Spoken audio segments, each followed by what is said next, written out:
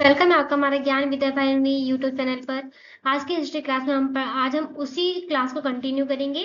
पिछली क्लास को कंटिन्यू करने वाले जिसमें हम इंपॉर्टेंट एम्पायर्स के बारे में पढ़े थे, वो भी एक इंफॉर्मेशन स्पेसिफिक इंफॉर्मेशन के साथ। तो जैसे कि मैंने पिछली क्लास में आपको पता है कि हम क्या चीज कंटिन्यू कर रहे थे।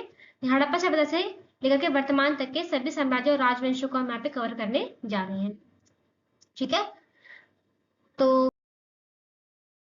कनेक्ट होने के लिए आप हमें इन सब सोशल मीडिया प्लेटफॉर्म से फॉलो कर सकते हैं।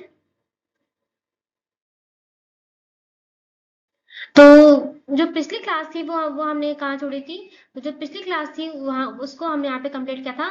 हमने गुप्ता एम्पायर यानी कि पोस्ट गुप्ता एम्पायर यानी कि गुप्ता एम्पायर के बाद जो छोटे छोटे शासक हो जाते हैं, ठीक है, वहां तक हमने इसको कंप्लीट किया था। और पिछली क्लास को काम पे कंप्लीट किया था। और जैसे कि हमने यहाँ पे उस समय में देखा था कि छोटे छोटे जो रूलर्स थे वो कौन कौन से थे। हमें राष्ट्रकूट देखने को मिलते हैं, हमें पाल देखने को मिलते हैं, राष्ट्रकूट पाल ये हमें देखने को मिलते हैं। ठीक है, और हमें क्या देखने को मिलता है, राष्ट्रकूट पाल देखने को मिलते हैं। और हमें चोल चेर पांड्या ये सब हमें देखने को मिलते हैं साउथ इंडिया में, है ना। हमें राष्ट्रकूट देखने को मिलते हैं, राष्ट्रकूट हो गए। हमें गुर्जर प्रतिहार देखने को मिलते हैं, है ना। ये इंपॉर्टेंट है जो छोटे छोटे क्षेत्र में अपना रूल कर रहे हैं, है ना, छोटे छोटे एरिया में रूल कर रहे हैं। लेकिन धीरे धीरे क्या होगा, धीरे धीरे क्या होगा, विदेशी आक्रमण होंगे। जब विदेशी आक्रमण होगा, क्योंकि इन ये जो आपस में जो सरदार है या फिर आपस में जो शासक है, इनके आपस में खास बनेगी नहीं, या फिर आपस में किसी न किसी बात को लेकर दुश्मनी में रहेंगे, एक दूसरे को सपोर्ट नहीं करेंगे, जिसकी वजह से क्या होता है, जो है उनका यहाँ पे क्या होता है, भारत में एंटर होने के लिए वो यहाँ पे आक्रमण करते हैं। ठीक है, लोग तो यहाँ के जो कुछ शासक होते हैं वो हार जाते हैं, या फिर किसी धोखेबाजी की वजह से वो हार जाते हैं, जिसकी वजह से क्या होता है, धीरे धीरे हमें मुस्लिम सल्तनतों की स्थापना में देखने को मिलती है। ठीक है, क्योंकि यहाँ पे क्या होता है, धीरे धीरे भारत में फूट डलने लग जाती है ना, एक शासक दूसरे शासक की हेल्प ही नहीं करता, जिसकी वजह से क्या होता है, धीरे धीरे मुस्लिम जो शासक है उनकी धीरे धीरे एंट्री हमें भारत में देखने को मिलती है। तो उसी सीरीज में सबसे पहले जो आते हैं वो है दिल्ली सल्तनत की स्थापना में देखने को मिलती है। दिल्ली सल्तनत का मतलब सिर्फ दिल्ली सल्तनत नहीं है, दिल्ली सल्तनत का मतलब है वो पांच रूलिंग डायनेस्टीज, ठीक है, जिनकी वजह से पूरी दिल्ली सल्तनत का जो फॉर्मेशन है देखने को मिलता है। जैसे हमें गुलाम वंश देखने को मिलता है, फिर हमें खिलजी वंश देखने को मिलता है, फिर हमें क्या देखने को मिलता है, हमें गुलाम खिलजी तुगलक, हमें कौन देखने को मिलते हैं, तुगलक देखने को मिलते हैं। फिर हमें सैयद देखने को मिलते हैं, सैयद। फिर हमें क्या देखने को मिलते हैं, लोधी। ये पांच हमें देखने को मिलते हैं, जिसकी वजह से एक पूरी दिल्ली सल्तनत की स्थापना होती है। और ये भी एक पर्टिकुलर अलग अलग डायनेस्टीज हैं। अगर ये अलग अलग डायनेस्टीज हैं तो आप सोचिए इनके अंदर किंग्स भी होंगे, है ना, इनके अंदर हम क्या होंगे, किंग्स भी होंगे, किंग्स। ठीक है, हमें गुलाम डायनेस्टी में हमें कई सारे रूलर्स देखने को मिलते हैं, जिसमें रजिया सुल्तान एक महिला शासिका के रूप में जानी जाती है। हमें खिलजी में भी चार से पांच रूलर्स देखने को मिलते हैं। सेम सैयद ज्यादा इंपॉर्टेंट नहीं रखता है, लेकिन हाँ तुगलक में हमें कई सारे रूलर्स देखने को मिलते हैं। मोहम्मद बिन तुगलक जो इंपॉर्टेंट रूलर है वो तो हमें तुगलक डायनेस्टी में देखने को मिलता है। फिरोज शाह तुगलक भी हमें देखने को मिलता है। लोधी डायनेस्टी में सैयद और लोधी में ज्यादा इंपॉर्टेंट बड़े रूलर्स देखने को नहीं मिलते हैं, लेकिन हाँ लोधी में इब्राहिम लोधी का नाम बहुत इंपॉर्टेंट है, क्योंकि उसी के साथ बाबर का युद्ध होता है, जिसके बाद क्या होता है, मुगल एम्पायर भारत में एंटर हो जाता है। तो इनकी डिटेल्स को आगे देख लेते हैं। दिल्ली सल्तनत, ठीक है, तो यहाँ पे वही इंफॉर्मेशन है जो मैंने आपको बता दी। यहाँ पे इसकी जो स्थापना है वो समय है वो हमें 1206 से लेकर के 1526 ईस्वी में देखने को मिलता है। इसमें गुलाम वंश जिसे मामलुक के नाम से जानते हैं, किसके नाम से जानते हैं, हम इसे मामलुक, हम इसे मामलुक डायनेस्टी के रूप में भी जानते हैं। ठीक है, और इसमें खिलजी, फिर तुगलक, फिर सैयद और फिर लोधी। ठीक है, तुगलक में मोहम्मद बिन तुगलक बहुत इंपॉर्टेंट रूलर हमें देखने को मिलता है ना।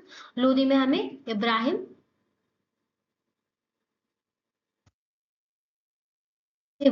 लोधी देखने को मिलता है।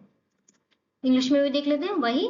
ठीक है, यहाँ पे मामलुक लिखा हुआ है, मामलुक स्लेव मतलब गुलाम वंश, ठीक है। यहाँ पे खिलजी, तुगलक, सैयद और लोधी हमें देखने को मिलते हैं। 1206, ठीक है। इसकी स्थापना मैं आपको बता दूं, गुलाम वंश में हमें कुतुबुद्दीन ऐबक ने इसकी स्थापना की थी, कुतुबुद्दीन ऐबक, ठीक है। लेकिन कुतुबुद्दीन ऐबक भी क्या थे, गुलाम था, ठीक है। किसका गुलाम था वो, मोहम्मद गौरी का, मोहम्मद गौरी का वो गुलाम था, ठीक है। और इसलिए उसने क्या, किसकी स्थापना की, गुलाम वंश की स्थापना की। आगे चलते हैं।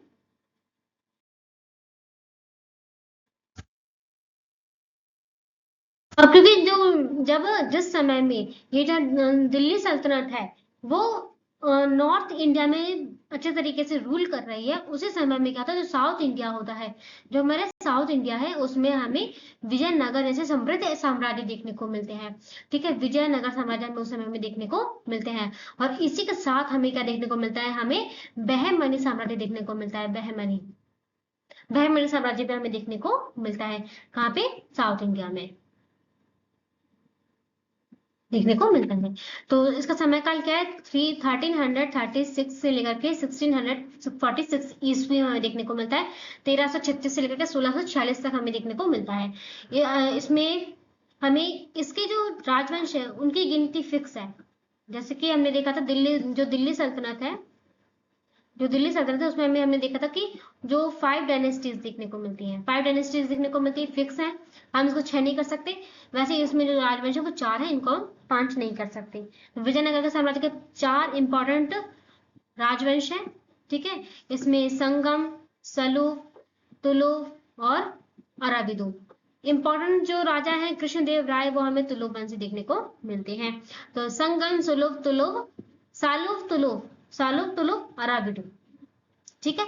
ये इंपॉर्टेंट है, याद करने के लिए आपको इनको कुछ ट्रिक लगानी पड़ेगी जिससे कि आप इनको याद रख सकें, लेकिन ये इजिली याद हो जाते हैं। आप शुरू से 3 मार्क की रेटिंग करेंगे, ये याद हो जाएंगे। जिसके हम देखते हैं संगम वंश, हम संगम काल को भी देखते हैं, वो भी साउथ इंडिया में था। इससे भी आप डिटेक्ट कर सकते हैं क्या, कि संगम भी साउथ में था, विजयनगर भी साउथ में ही है। संगम इसका एक पहला क्या होगा, एक राजवंश हो गया, फिर सालुप, फिर तुलुप और फिर अराबिदो। तुलुप तो याद हो जाएगा क्योंकि उसके इंपॉर्टेंट रूलर का नाम यहाँ पे मेंशन्ड है, कृष्णदेव राय, ठीक है। और ये अराबिदो, इसको इंग्लिश में भी देख लेते हैं। तो इसका टाइम पीरियड हमें 1336 से लेकर के 1646 सी देखने को मिलता है।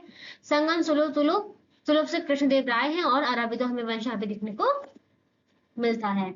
ये साउथ इंडिया के कुछ पिक्चर्स हैं जिनको आप यहाँ पे देख सकते हैं। आगे चलते हैं।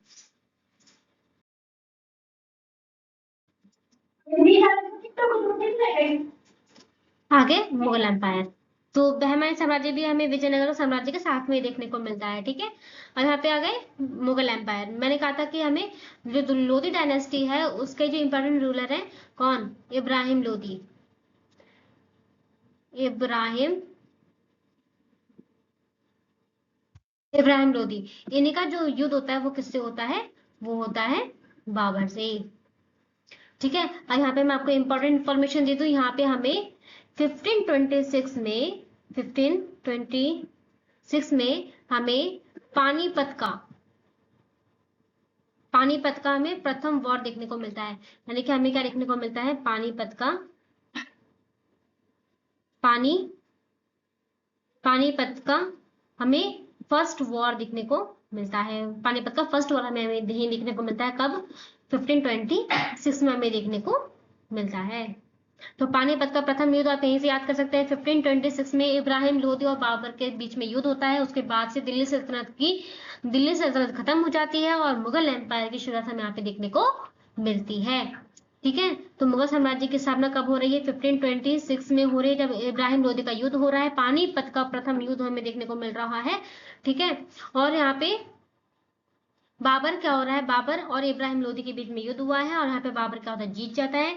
बाबर जीत जाता है, उसके बाद वो क्या करते हैं, भारत में मुगल साम्राज्य की स्थापना करते हैं, ठीक है। तो प्रथम जो प्रमुख शासक है बाबर, क्योंकि इससे स्थापना ही की है, ठीक है।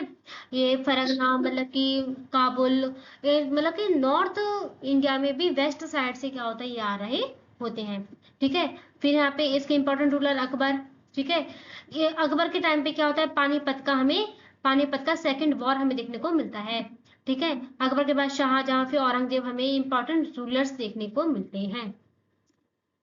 ठीक है। फिर यहाँ पे इसको इंग्लिश में यहाँ पे लिख दिया गया है मुगल एम्पायर है 1526 से 1857 सीई में देखने को मिलता है। प्रमुख रूल जो इंपॉर्टेंट रूलर्स हैं, फेमस जो रूलर्स हैं वो हैं बाबर, अकबर, शाहजहां, औरंगजेब। ठीक है। और यहाँ पे एक इंफॉर्मेशन और लिखा है, ये one of the largest and richest empire in Indian history, यहाँ इंडियन सब कॉन्टिनेंट। ठीक है। तो भारतीय उपमहाद्वीप में बहुत ही बड़ा और समृद्ध हमें एम्पायर देखने को मिलता है।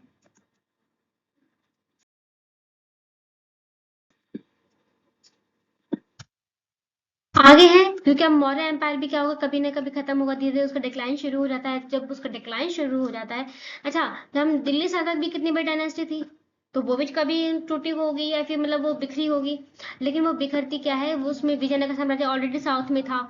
ठीक है। बहमनी भी हमें साउथ में देखने को मिलता है। ठीक है। जब इतनी बड़ी डायनेस्टी ये खत्म हो और छोटे छोटे जो सरदार है वो अपने आप को आगे ला पाए, उसके पहले तो क्या होता है, जो बाबर होते हैं वो पानीपत के युद्ध में पूरी दिल्ली सल्तनत को खत्म कर देते हैं और मुगल साम्राज्य की स्थापना कर देते हैं। इसलिए कोई भी छोटे छोटे शासक हमें देखने को नहीं मिलते, इसका आप ध्यान रखें। लेकिन हाँ, विजयनगर जब जब टूटता है, मतलब डिक्लाइन होता है, तब कई सारे छोटे छोटे जो शासक होते हैं वो अपने आप को आगे बढ़ाते हैं। बहमनी साम्राज्य टूटा है तो उसके अंदर 5 साम्राज्य ऐसे होते हैं जो अपने आप को आगे बढ़ा लेते हैं, है ना, यानी बहमनी 5 भागों में टूट जाता है। ठीक है। तो लेकिन अब क्योंकि मुगल के बाद ऐसे कोई बड़ी खास शक्ति है जो नहीं आ पाती है केंद्र सत्ता में, तो इसलिए पोस्ट मुगल में क्या होता है, में छोटे छोटे क्षेत्रीय राज्य देखने को मिलते हैं। तो अब वो क्षेत्रीय राज्य कौन से हैं उनको देख लेते हैं। तो पहले तो इसका टाइम पीरियड 1700 से 1800 तक, 1800 है। अच्छा, हमने पढ़ा था 18, हमने देखा था 1857 तक हमें मुगल देखने को मिलते हैं। ठीक है। लेकिन यहाँ पे हम क्या पढ़ रहे हैं कि 1800 में हमें पोस्ट मुगल देख रहे हैं। क्यों? क्योंकि जब औरंगजेब की मृत्यु होती है, औरंगजेब की जो मृत्यु होती है वो होती है 1707 में। तो उसके बाद क्या होता है, मुगल साम्राज्य में भी कोई बड़ा ऐसा महान शासक नहीं होता है जो पूरे मुगल साम्राज्य को बराबर रख सके, उसका विस्तार कर सके। मतलब शासक कमजोर हो जाते हैं। जो कमजोर हो जाते हैं तब क्या होता है, धीरे धीरे अपने आप छोटे छोटे जो राज्य होते हैं वो अपने आप को आगे बढ़ाने लग जाते हैं, यानी ऑटोमेटिक डिक्लाइन हमें देखने को मिलता है। इसलिए हमारे कहा पता है जो रीजनल किंगडम्स का जो टाइम पीरियड है वो है 1700 से 1800 हमें देखने को मिलता है। ठीक है। इस समय में जो इम्पोर्टेंट रूलर्स हैं कौन कौन से हैं जो अपनी अपनी शक्ति को बढ़ा रहे हैं, तो उसमें हमें देखने को मिलता है मराठा। ठीक है। मराठा में भी पेशवा, जिसमें बाजीराव है ना, बालाजी बाजीराव देखने को मिलता है, शिवाजी देखने को मिलते हैं, छावा देखने को मिलते हैं। ठीक है। और संभाजी महाराजा में देखने को मिलते हैं। ये सब हमें मराठास में देखने को मिलते हैं। ये आगे बढ़ने लगते हैं, ये महाराष्ट्र वाले रीजन में हमें बहुत प्रोमिनेंटली देखने को मिलते हैं। फिर हम सिखों के बारे में पढ़ते हैं। ठीक है। जिसमें राजा रणजीत सिंह के बारे में पढ़ते हैं, बहुत इंपॉर्टेंट रूलर्स हैं, इसके बारे में आप ध्यान रखें। सिख हैं, ये पंजाब वाले रीजन में हमें देखने को मिलते हैं, नॉर्थ इंडिया में। और कौन है, अवध। ठीक है। अवध ये हमारे नॉर्थ इंडिया में उत्तर प्रदेश वाले रीजन में देखने को मिलता है। हैदराबाद, ये हैदराबाद तो पर आपको लोकेशन ऑलरेडी पता चल रही होगी। और ये मैसूर, मैसूर हमें टीपू सुल्तान देखने को मिलता है, ये हमें साउथ इंडिया में देखने को मिलता है, हमें साउथ इंडिया में देखने को मिलता है। ठीक है। और राजपूत में देखने को मिलता है जयपुर, मेवाड़, मारवाड़, पूरा राजस्थान आप इसको कवर कर सकते हैं। और राजस्थान के आगे भी कुछ कुछ क्षेत्रों को देख सकते हैं, जैसे मालवा वगैरह आता है ना, वो एमपी के कुछ क्षेत्र हमें देखने को मिलते हैं। तो इस तरीके से आप देख सकते हैं, क्योंकि उस समय में पूरे स्टेट की बाउंड्रीज नहीं थी, है ना। तो लेकिन हाँ, आज के स्टेट से हम कुछ कुछ अंदाजा लगा सकते हैं कि उस क्षेत्र में वो रहे होंगे। ठीक है। आगे चलते हैं।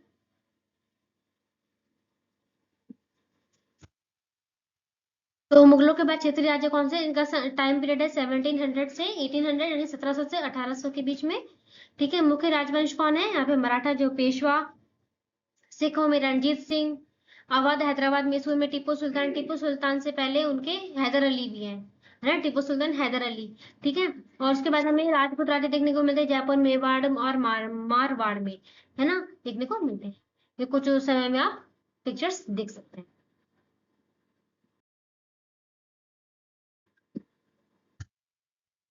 आगे चलते हैं, आगे पढ़ते हैं।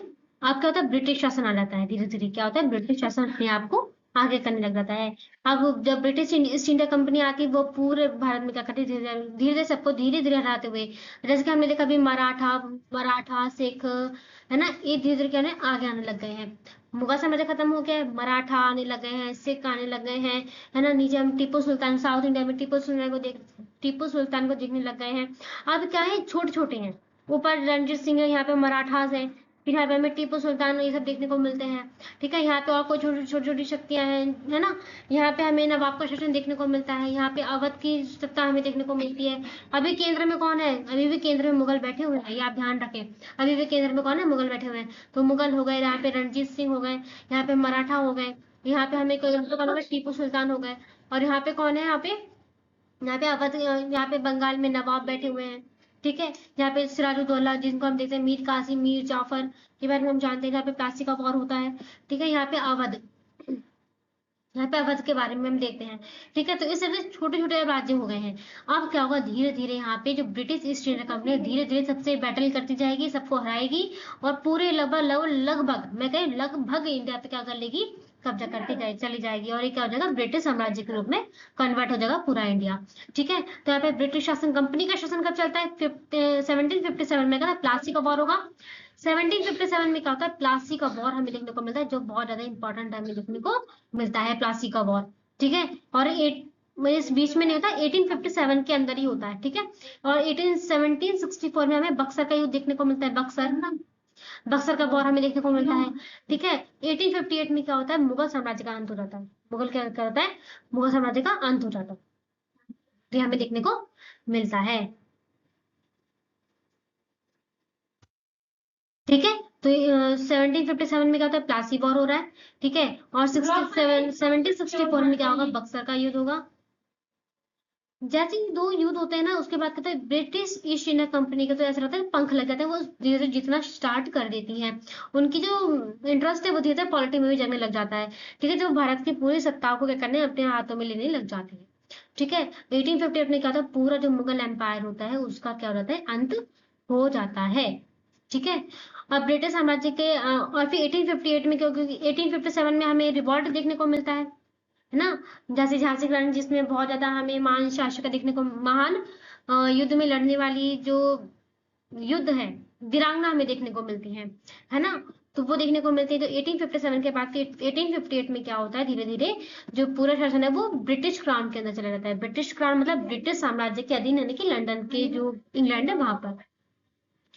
इंग्लिश में देख लेते हैं, तो ब्रिटिश ईस्ट इंडिया कंपनी और ब्रिटिश राज। ठीक है, तो कंपनी का रूल 1757 से 1858, यानी कि लगभग इसको अप्रॉक्स 100 ईयर्स कह सकते हैं। ठीक है, आफ्टर बैटल ऑफ प्लासी। ठीक है, क्राउन का रूल चलता है 1858 से 1947, यानी कि जब तक हम इंडिपेंडेंट नहीं हो जाते। फिर क्या होता है, India become a part of the British empire, और इस समय में क्या होता है, पूरा जो इंडिया होता है वो ब्रिटिश एम्पायर का पार्ट बन चुका होता है।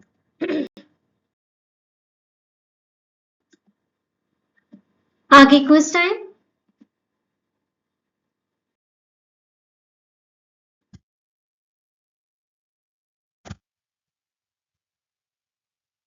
तो सबसे पहले यहाँ पे क्या लिखा है, सक्सीड द खिलजी डायनेस्टी। यहाँ पे लिखा है खिलजी डायनेस्टी को किसने सक्सीड किया, तो वह है तुगलक। उसको याद करें, गुलाम।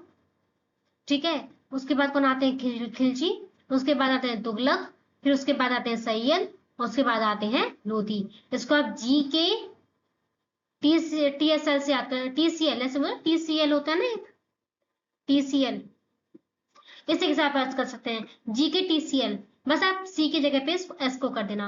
ठीक है, सैयद, तो जी के TCL, इससे क्या आपको सीक्वेंस याद हो जाएगा, जी के TCL। तो यहाँ पे तुगलक डायनेस्टी जो खिलजी डायनेस्टी को सक्सीड कर लेती है। ठीक है, और खिलजी के बाद खिलजी के बाद हमने तुगलक देख लिया, है ना, खिलजी डायनेस्टी को सक्सीड कौन करता है, तुगलक, और तुगलक के बाद सैयद, और सैयद के बाद लोधी। ठीक है, और लोधी डायनेस्टी के बाद कौन सी डायनेस्टी आती है, तो आती है मुगल। आगे चलते हैं। अलाउद्दीन खिलजी है फेमस किस चीज के लिए, ये मैंने आज आपको डिस्क्राइब नहीं किया है, आपको बताया नहीं है, बट हाँ इसको आप यहाँ पे इसको आप यहाँ पे देख सकते हो, ठीक है, कि इन्होंने इंट्रोड्यूस किया था मार्केट रिफॉर्म्स और प्राइस कंट्रोल। ये इंपॉर्टेंट रिफॉर्म है जो उनके टाइम पीरियड में सबसे ज्यादा हमें देखने को मिलता है, ठीक है। आगे चलते हैं। अच्छा, यहाँ पे एक और क्वेश्चन है, बिल्डिंग ऑफ, ऑप्शन में है बिल्डिंग ऑफ कुतुब मीनार। कुतुब मीनार को किसने बनाया था?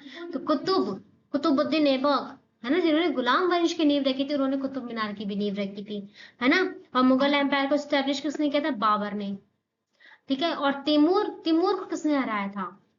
तिमूर को किसने हराया था? अब इसको आप एक बार क्या करेंगे, इसको फाइंड आउट करेंगे, तिमूर को किसने हराया था, या फाइंड करेंगे और कमेंट बॉक्स में इसको लिखेंगे। दिल्ली सल्तनत, ठीक है। दिल्ली सल्तनत की स्टैब्लिशमेंट हमें कब देखने को मिलती है? तो दिल्ली सल्तनत की स्टैब्लिशमेंट हमें देखने को कब मिलती है? 1206 में, यानी कि 1206 में हमें दिल्ली सल्तनत की स्थापना देखने को मिलती है, जब मोहम्मद गौरी, जो मोहम्मद गौरी है, मोहम्मद गौरी क्या करता है, कुतुबुद्दीन ऐबक को यहाँ पे छोड़कर चला जाता है, और कुतुबुद्दीन फिर यहाँ पे क्या करता है, दिल्ली सल्तनत की गुलाम वंश की स्थापना कर देता है। गुलाम वंश की स्थापना से दिल्ली सल्तनत की स्थापना शुरू हो जाती है, ठीक है। उसके बाद यहाँ पे फर्स्ट रूलर फाउंडर दिल्ली सल्तनत अभी बता दिया मैंने, कुतुबुद्दीन ऐबक है फर्स्ट रूलर भी है और पहला रूलर भी है, किसका? दिल्ली सल्तनत का। मैंने कहा था दिल्ली सल्तनत और यहाँ पे मामलुक वंश, मामलुक डायनेस्टी कह सकते हो, या फिर गुलाम वंश, दोनों की स्थापना किसने की थी? कुतुबुद्दीन ऐबक ने। जैसे वो इन दोनों की स्थापना करता है, वैसे हमें दिल्ली सल्तनत की स्थापना भी देखने को मिलती है। यहाँ पे इल्तुतमिश भी हमें गुलाम वंश से देखने को मिलता है। मोहम्मद गौरी मैंने बताया था, वो कुतुबुद्दीन ऐबक को भारत पे छोड़ के जाता है ना। और अलाउद्दीन खिलजी हमें खिलजी डायनेस्टी से देखने को मिलता है, जो दूसरे नंबर की डायनेस्टी हमें देखने को मिलती है। आगे चलते हैं। अब है founder of Mughal empire. Mughal empire के फाउंडर कौन है? बाबर, ठीक है। और बाबर है जो है फाउंडर, ठीक है। उसके बाद बीच में हुमायूं आते हैं, फिर अकबर, और फिर हमें जहांगीर, शाहजहां, औरंगजेब देखने को मिलते हैं, ठीक है। आगे चलते हैं। और अकबर के टाइम में हमें पानीपत का सेकेंड वॉर देखने को मिलता है, कब? 1556 में, ठीक है। यहाँ पे चलते हैं। तो in which year did Babar defeat Ibrahim Lodi? मैंने कहा था कि बाबर ने इब्राहिम लोदी को कब डिफीट किया? तो मैंने कहा था पानीपत का फर्स्ट वॉर, पानीपत का फर्स्ट वॉर, और कब हुआ था? 1526 में, ठीक है। तो ये इसका करेक्ट आंसर है, ये ना 1556 पानीपत का सेकेंड वॉर होता है, ठीक है। और बाकी इसमें 1498 में क्या था, धीरे धीरे जो लोधी डायनेस्टी है वो भी धीरे धीरे बहुत कमजोर होने लग जाती है, बहुत ज्यादा कमजोर होने लग जाती है, ठीक है। तो इस तरीके से हम इसको कवर कर सकते हैं। तो आगे चलते हैं। आप इनके आंसर्स यहाँ पे फाइंड कर सकते हैं, ठीक है।